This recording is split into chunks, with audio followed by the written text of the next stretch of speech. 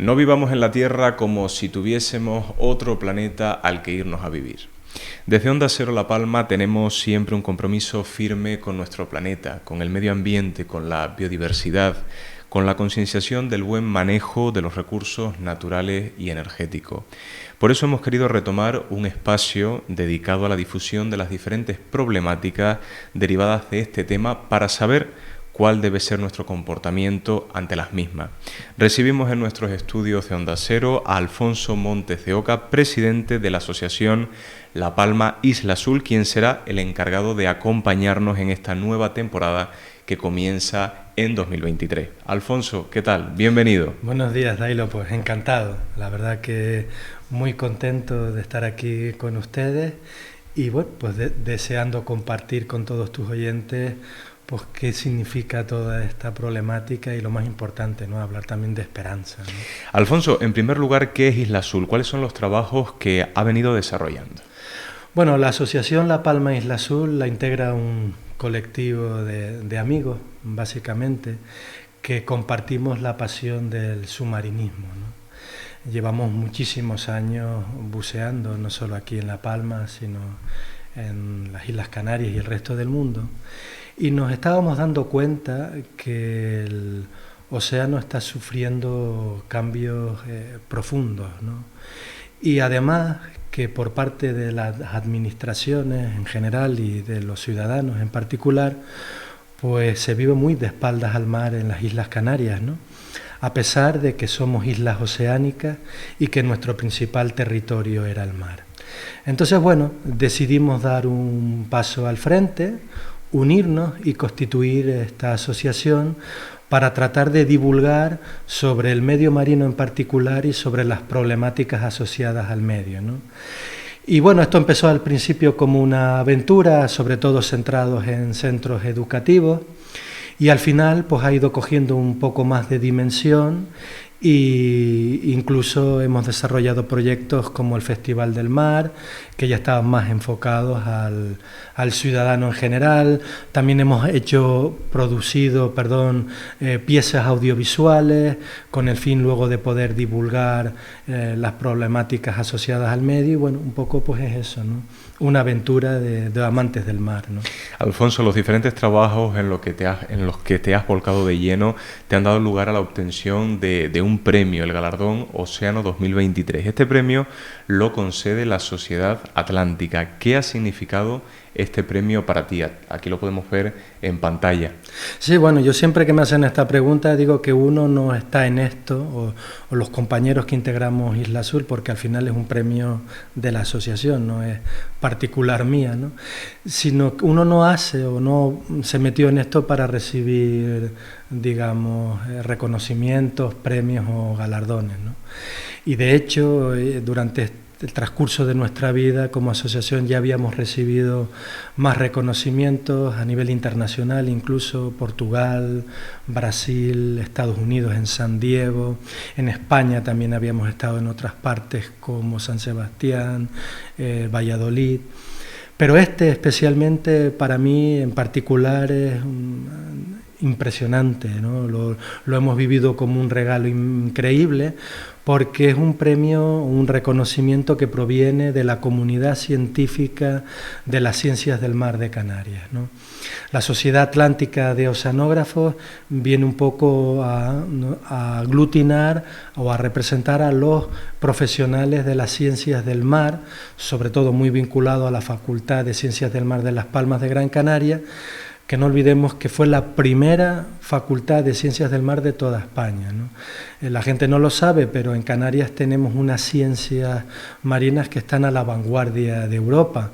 Entonces, que desde estos profesionales, que ya sabemos que muchas veces están metidos en sus trabajos de investigación, que absorben mucho tiempo, hayan puesto el ojo, ¿no?, en una pequeña asociación de una isla como La Palma, que viene en solitario desarrollando estas acciones de divulgación del medio marino y sus problemáticas, y nos hayan querido reconocer, junto por ejemplo con el Banco Español de Algas que está en esa foto, con una de las catedráticas en química marina más importantes como Madalena y demás, pues para nosotros es un espaldarazo sobre todo importante para seguir haciendo lo que estamos haciendo, ¿no? Me produce, Alfonso, especial curiosidad saber cuándo y cómo llegaste a la idea de defender el medio ambiente. Qué buena pregunta, Dailo.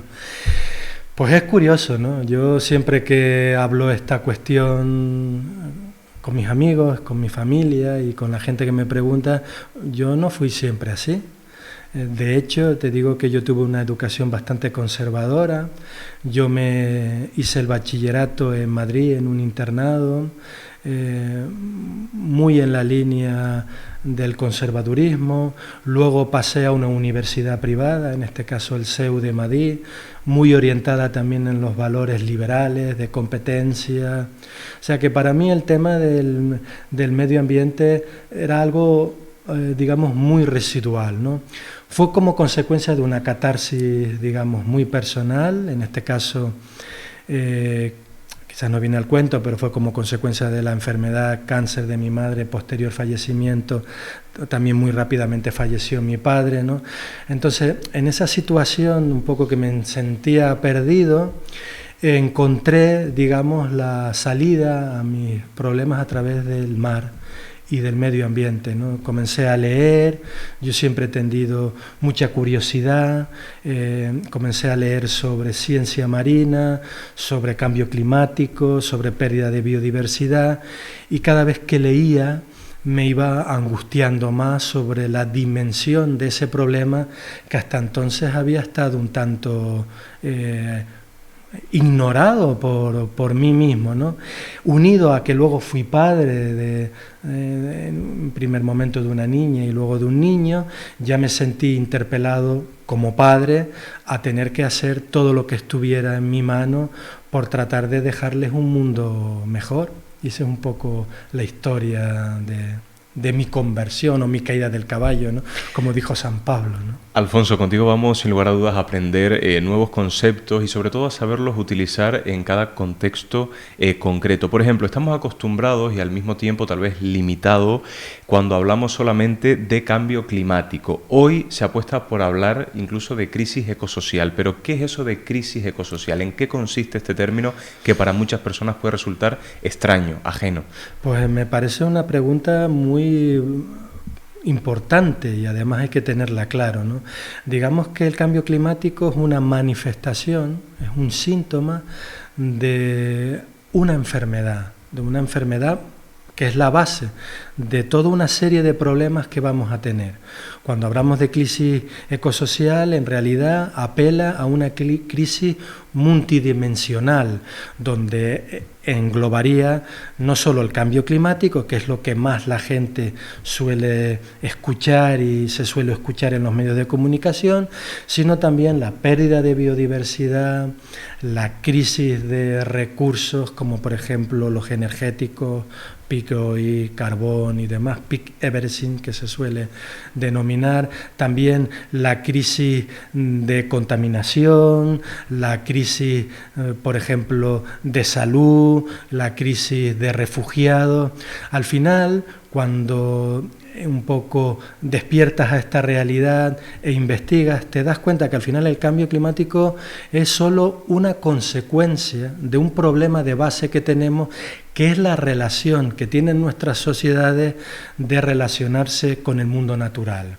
Hoy los seres humanos vivimos en sociedades industriales que han chocado fuertemente con los límites, digamos, biofísicos del planeta Tierra, ¿no? Y esa extralimitación de los límites biofísicos del planeta se representa o se traduce en problemas como el cambio climático, la pérdida de biodiversidad. Y al final todo eso engloba lo que es la crisis ecosocial, ¿no? Alfonso, yo estoy aquí como si fuera un alumno intentando empaparme también de pues todos los que te quede claro. de todos los conocimientos que nos estás transmitiendo, para intentar esclarecer un poco la idea que nos pretendes transmitir. ¿Se encuentra, por lo tanto, la pérdida de la biodiversidad, el agotamiento de los recursos naturales y energéticos y el propio cambio climático dentro de lo que estamos llamando crisis ecosocial? Sí, efectivamente. Piensa que hay autores como, por ejemplo, Ernest García, y no solo Ernest García, sino incluso la propia ONU, que establecen que nuestras sociedades están ya en una situación de extralimitación. que nos ayuda también a entender este vocablo que se ha venido a denominar translimitación, o incluso el término inglés que apela a overshoot. Es decir, nuestras sociedades han ido más allá de los límites biofísicos del planeta Tierra. Entonces, ese choque de nuestras sociedades con nuestros límites, pues se manifiesta, como te digo, en toda esa pluralidad de problemas que tienen dimensiones muy diferentes, pero que están unidas, ¿no? Y que la base es ese choque contra los límites biofísicos del planeta Tierra, ¿no? Vamos a comentar una foto que tenemos preparada que realmente es bastante atractiva, porque es esa imagen del planeta Tierra desde la Luna. Y me gustaría, Alfonso, por favor, que nos explicaras qué nos quieres transmitir con esa foto que ya podemos ver en pantalla. Sí, la verdad que es preciosa, ¿no? Esa es la primera fotografía que se tomó del planeta Tierra desde el espacio. Para quien nos esté escuchando y no nos pueda ver, se trata de una instantánea donde se ve el planeta Tierra, digamos, como amaneciendo a través de la superficie de la Luna, y al fondo se ve la vastedad oscura del cosmos, ¿no? Esa fotografía fue tomada por la misión Apolo 8, que tenía el objetivo de no llegar a la Luna, sino simplemente de realizar todas las comprobaciones de los sistemas que luego iba a llevar el Apolo 11, que fue la que finalmente alunizó en la Luna, ¿no? Fue tomada esa fotografía el 24 de diciembre de 1968, y el propio astronauta que la tomó, que fue William Anderson, dijo: fuimos a descubrir la Luna y descubrimos la Tierra. ¿Por qué la pongo siempre en los foros donde me llaman? Porque ese es el planeta donde vivimos todos. No hay otro lugar en el sistema solar o en el universo conocido donde podamos emigrar si destruimos el planeta Tierra. Hay la presunción de que puede que haya más planetas con vida, que alberguen vida en el universo, pero que lo sepamos a día de hoy es solo una presunción. Es decir, solo hay vida en el planeta Tierra. Por tanto, yo creo que como seres racionales nuestra misión principal es tratar de cuidarla. ¿Por qué? Porque vista desde aquí se ve que es un mundo que tiene límites, es decir, es limitado, es frágil. Solo en la primera capita de 11 kilómetros es donde se desarrolla la vida, y nosotros la necesitamos para nuestras funciones fundamentales, para respirar, para beber agua, para alimentarnos. Es decir, que debemos de poner todas nuestras esfuerzos en cuidar nuestra casa común. Digamos que esa es nuestra nave espacial por la que nos vamos desplazando a través del universo cósmico, ¿no? Pero entonces, Alfonso, ¿por qué crees que hay personas que hablabas de esa nave espacial que tenemos en común, de esa casa en común, que pese a ser conocedoras de la realidad, de la crisis que estamos atravesando, prefieren estar de espaldas a esa realidad? Sí, vamos a ver, nuestras sociedades no se hacen cargo de la realidad, y hay muchas razones que lo explican, pero básicamente nos lo impide el marco, digamos, la doxa dominante, la cultura que emerge de nuestras sociedades, que nos impide darnos cuenta de estas realidades. Es decir, por poneros nada más que un ejemplo para que me entendáis, a mí que me gusta mucho el tema educativo y nuestra asociación pone mucho el acento en la divulgación de estos problemas en los centros educativos.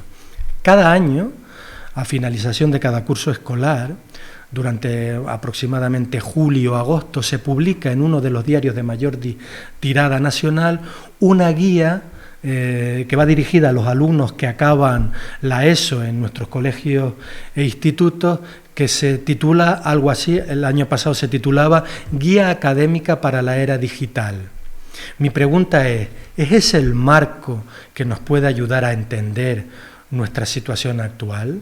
Es decir, ¿somos sociedades tecnológicas y digitales, o estamos más bien en sociedades industriales que, como decíamos al principio, han chocado contra los límites biofísicos del planeta Tierra? Dependiendo qué marco adoptemos, el diálogo y la práctica que puede salir de esta reflexión va a tomar caminos muy diferentes, ¿verdad? Pues en general, el marco cultural dominante es el de sociedades industriales que se basan en la tecnología, donde cada vez vamos a encontrar más soluciones tecnológicas, donde vamos a estar en permanente desarrollo, en permanente crecimiento. Entonces, esa visión que tenemos del mundo es lo que muchas veces nos impide darnos cuenta de la realidad, de que somos personas integradas en un sistema que necesita de ese sistema para poder vivir, de que somos en cierta forma ecodependientes e interdependientes, no solo del planeta Tierra, sino de todos los demás seres que integran el planeta Tierra y de nosotros entre personas también, ¿no? Vamos a apoyarnos ahora con la pantalla en un esquema bastante gráfico, Alfonso, para que nos expliques, por favor, por qué debemos entender nuestro planeta como un sistema complejo limitado. Sí. Ustedes piensan que el planeta Tierra no ha estado siempre como veíamos en la foto anterior, como lo conocemos en la actualidad, sino que es el resultado de muchos años de evolución. El planeta Tierra tiene entre 1.540 millones de años, 1.600 millones de años, ¿no? Y lo realmente impresionante de todos esos millones de años de evolución es lo que la ciencia ha llegado en la actualidad, el descubrimiento de que la vida es conducente a sí misma. ¿Qué quiere eso decir? Que ha sido la vida, a través de este proceso evolutivo, que ha ido creando en el planeta Tierra las condiciones apropiadas para que la propia vida se pueda desarrollar. Por tanto, cuando nosotros ahora, que somos unos recién llegados desde el punto de vista evolutivo, tú piensas que si el ser humano, desde que apareció, lo pudiéramos, digamos, expresar en un calendario de 24 horas, el Homo sapiens llevaría en la Tierra el minuto 59 de la hora 23 del día. Es decir, prácticamente es un suspiro en la historia, pero en ese suspiro hemos sido capaces de alterar sustancialmente las condiciones que permiten la vida en el planeta Tierra, a través de problemas como el cambio climático, la pérdida de biodiversidad, el agotamiento de recursos naturales. Hasta tal punto de que hoy la ciencia considera al ser humano como que ha sido el promotor de la entrada en una nueva época geológica que se llama antropoceno, es decir, nuestras acciones ya impactan tanto en la propia configuración del planeta que merecen la calificación de una era geológica nueva, ¿no? Alfonso, ¿guarda algún tipo de relación la hipótesis de Gaia con el planeta como sistema homeostático? Por supuesto, es decir, eso es otro de los grandes... Esto es ciencia estándar, que no piense la gente que estamos hablando aquí de chamanismo, ¿no? Hoy se sabe y está admitido por la ciencia, es decir, es una hipótesis científica admitida en lo que es el debate y el consenso científico, de que el planeta es un sistema homeostático. Este fue descubierto principalmente por un científico muy importante que se llamaba John Lovelock, no sé pronunciarlo, y este científico trabajaba para la NASA y tenía la misión de buscar vida en otros planetas en el sistema solar. Y él llegó a la conclusión de que para saber eso no era necesario que enviáramos sondas expropeso a los planetas que pudiéramos estudiar para que tomaran allí muestras y verificaran que había o no había vida, sino que él descubrió, estudiando simplemente la composición de la atmósfera de cada uno de esos planetas, si había o no había posibilidad de que hubiera vida. ¿Por qué? Porque se dio cuenta que la atmósfera del planeta Tierra, su composición, era termodinámicamente inestable. ¿Y qué es eso de termodinámicamente inestable? Es decir, que los distintos gases que la componen, y en su proporción, solo es posible si hay elementos externos que estén entrando en, digamos, relación directa con ellos. Por ejemplo, en el planeta Tierra, la presencia de oxígeno y metano solo puede ser posible porque hay vida, porque hay organismos que respiran, como las plantas, como los seres animales, como determinados microorganismos, y solo hay metano cuando hay descomposición de materia orgánica.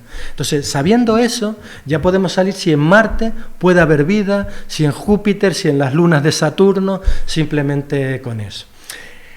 Esto es tan importante, al principio fue una teoría bastante debatida, pero ya fue comúnmente admitida con la integración de otros científicos de la talla, por ejemplo, de Lynn Margulis, que fue la que presentó la teoría de endiosimbiótica, ¿no? Es decir, y por tanto hoy sabemos que el sistema Tierra es un sistema complejo que está compuesto de distintos subsistemas que guardan cierto equilibrio y relación entre los demás y que tiene capacidad adaptativa, es decir, si sube la temperatura, el sistema Tierra tiene cierto margen para irse adaptando a esas nuevas condiciones. El problema es que hoy, con nuestra inferencia y nuestra, digamos, forma de relacionarnos, hemos desbordado esa capacidad homeostática que tiene el planeta. ¿Y qué es lo que va a suceder?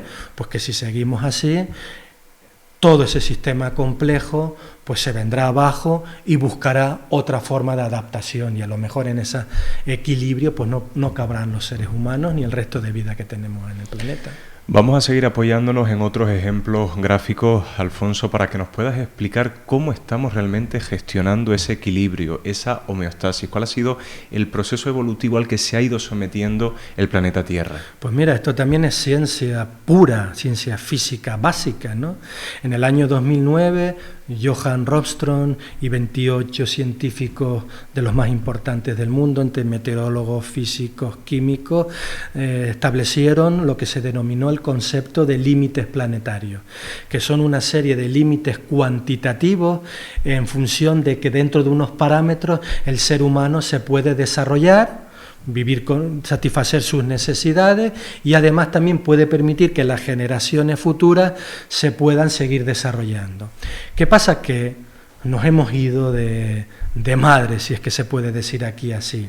En un principio, en el año 2009, se identificaron 9 límites planetarios. De esos límites ya se había descubierto que unos 4 habían entrado en zona de peligro. En el año 2015 hubo otra investigación que actualizó esos límites planetarios y ya se descubrió que 6 de esos límites planetarios habían sido transgredidos, y recientemente, el 31 de mayo de 2023, es decir, hace escasamente una semana, se publicó la última actualización en la que indica que 8 de esos 9 límites ya habían sido transgredidos. ¿Y qué quiere decir transgredir? Quiere decir que una vez desbordado se pueden poner en funcionamiento esos, digamos, tipping point que llaman los científicos, o bucles de retroalimentación que hagan que el equilibrio homeostático del planeta Tierra cambie, poniendo a la civilización humana incluso en la probabilidad de extinción durante el transcurso de este siglo, ¿no? Alfonso, como último mensaje para cerrar el programa de hoy, una última idea principal para que la gente se quede con una noción básica de lo que hemos aprendido en este programa. Bueno, pues el mejor conocimiento que tenemos de la realidad, que es la ciencia, que no olvidemos que la ciencia es un proceso, ¿no?, que se va actualizando, que va mejorando el conocimiento que tenemos a través de unos métodos, de una modelización, de una experimentación. Nos está diciendo que, ojo, que vamos por muy mal camino, ¿no? Y que si continuamos la forma en la que estamos haciendo las cosas, pues que podemos desaparecer en el transcurso de este siglo, no solo ya nosotros como especie humana, sino también el resto de seres vivos que han tardado millones de años en estar aquí. Pero lo más importante, con lo que yo me quedaría, es que ese futuro, eso es una, digamos, modelización, es decir, es lo que puede pasar si seguimos así, pero lo realmente importante es que nos da el conocimiento para identificar los problemas, resolverlos, para inventar otros futuros buenos, vivibles. Es decir, al final, esto no está escrito en una piedra, Dailo, es decir, que nos vayamos a desaparecer, que vaya a ser un cambio climático desastroso, que estemos inmersos en la sexta extinción masiva de especies que nos vaya a llevar por delante, no tiene por qué suceder. Si nos damos cuenta del problema y la dimensión del mismo y tomamos las medidas necesarias para evitarlo, ¿no? Alfonso Montes de Oca, todo un experto en la materia, muchísimas gracias por compartir estos conocimientos con todos nosotros y por supuesto que te esperamos para futuros programas. Bueno, muchas gracias a ustedes por la invitación, porque al final los problemas son de tal dimensión que nos necesitamos todos, el ciudadano, las empresas, los políticos, los medios de comunicación. Y yo siempre digo que el primer paso y el más difícil a veces es hablar de ello. Muchas gracias, Alfonso, y hasta el próximo día. Gracias a ustedes por su valentía.